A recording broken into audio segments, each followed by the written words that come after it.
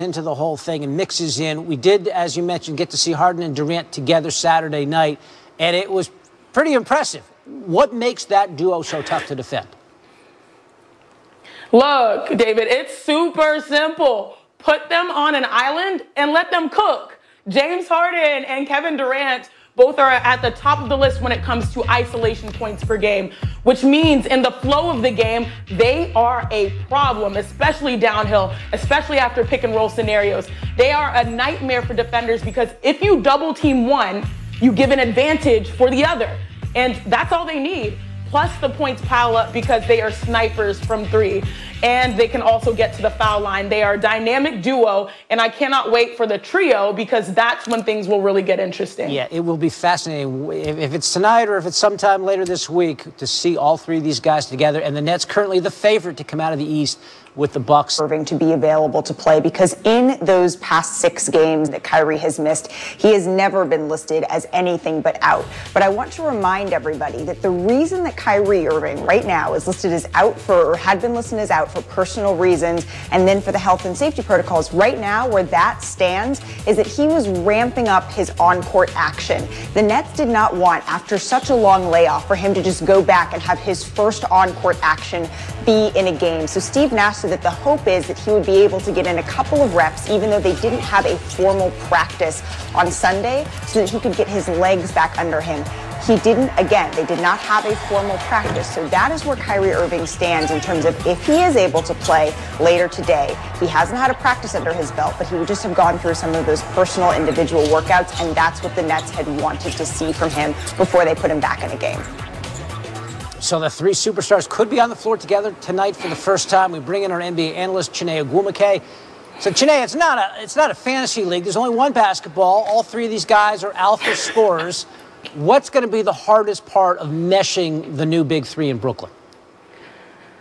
First, David, I love the Brooklyn Big Three, even though it hurts my Houston Rockets, but it's all good. And I love being able to say B-unit. But the biggest challenge when Kyrie Irving returns is all of them buying into Steve Nash's vision, knowing that it will take collective sacrifice for them to be successful. You know what they say, two's company, three's a crowd. Well, when there were two, you mentioned it, James Harden scored or assisted on 63 points, and KD had a season-high 42.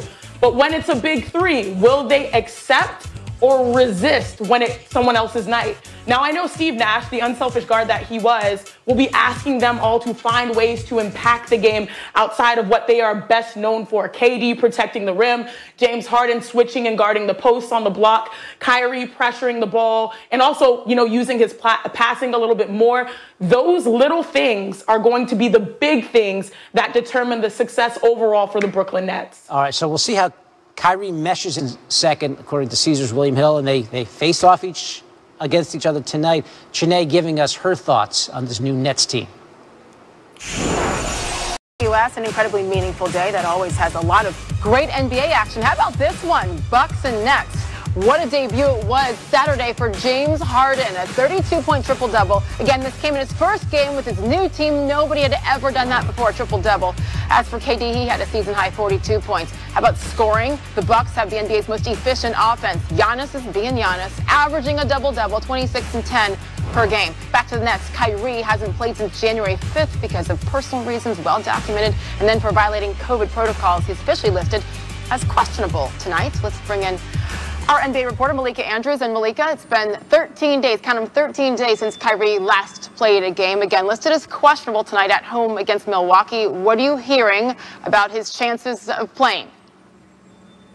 Well, Sage, this opens the door for Kyrie Irving to be available to play because in those past 6 games that you mentioned that Kyrie has missed, he has never been listed as anything but out. But I want to remind everybody that the reason that Kyrie Irving right now is listed as out for, or had been listed as out for personal reasons, and then for the health and safety protocols, right now where that stands is that he was ramping up his on-court action. The Nets did not want, after such a long layoff, for him to just go back and have his first on-court on-court action be in a game. So Steve Nash said that the hope is that he would be able to get in a couple of reps, even though they didn't have a formal practice on Sunday, so that he could get his legs back under him. He didn't, again, they did not have a formal practice. So that is where Kyrie Irving stands in terms of if he is able to play later today. He hasn't had a practice under his belt, but he would just have gone through some of those personal individual workouts, and that's what the Nets had wanted to see from him before they put him back in a game. Yeah, after missing so much of last season, the last thing they need is more injuries with Kyrie Irving. You got to wonder what he was thinking when he saw James Harden, Kevin Durant combine for a 74 points Saturday against Orlando, scoring or assisting on 107 of their 122 points. Malika, what will be their focus tonight against Giannis and this talented Bucks team?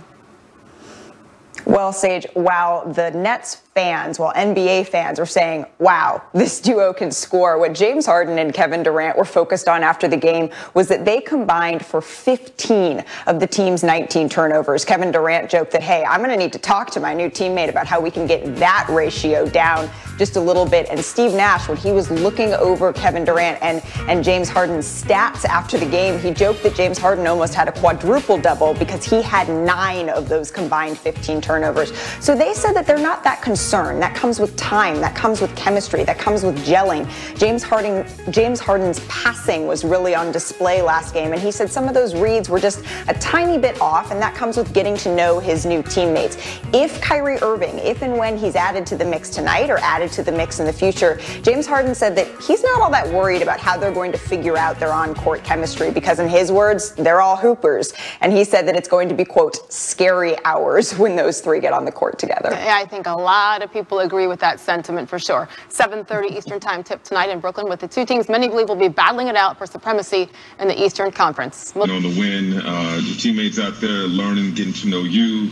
What did you, though, learn about your teammates tonight? We have some special talent in this locker room. Very versatile shooters, playmakers, defenders, a little bit of everything. And that's what you're going to need, especially when it comes postseason. Obviously, we haven't built as much chemistry as we would like, but that first game, it felt good to be out there on the court and just giving guys confidence, giving guys energy. And that's what it's going to take throughout the course of the year. And once you build that up and guys believe in each other, then it's pretty scary. Malika Andrews with ESPN.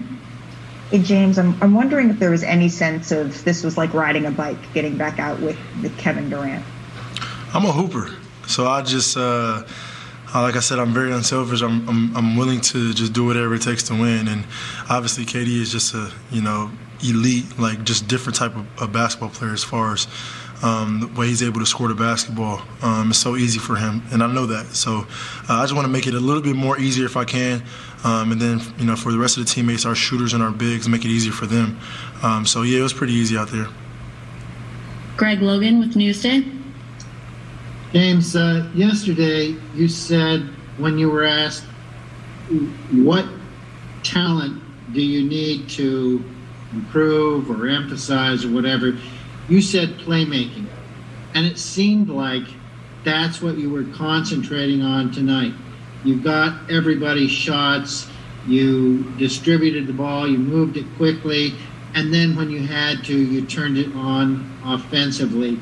So can you say, do you expect that to be your approach going forward, especially when they add Kyrie Irving to the mix? For me, I'm just, I have so many dimensions to my game.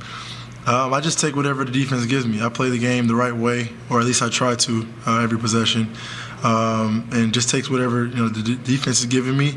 And like I say, whoever has a hot hand, that's who deserves the ball. The basketball finds energy. It finds people that have good energy, good spirit. So that's what I try to bring to the game tonight. Brian Lewis with the New York Post. Hey, James. It's hard to get in somebody else's head, but I mean, you made it pretty clear that you wanted to be in Brooklyn, and at least it seemed like you were really enjoying yourself out there tonight. I'm just curious, now that the game's over, I mean, did it feel like what you expected, and how did it feel? How would you describe it? It felt unbelievable. I hope you can tell by my smile and my play. Just excited and for the opportunity. This is an unbelievable organization from top to bottom.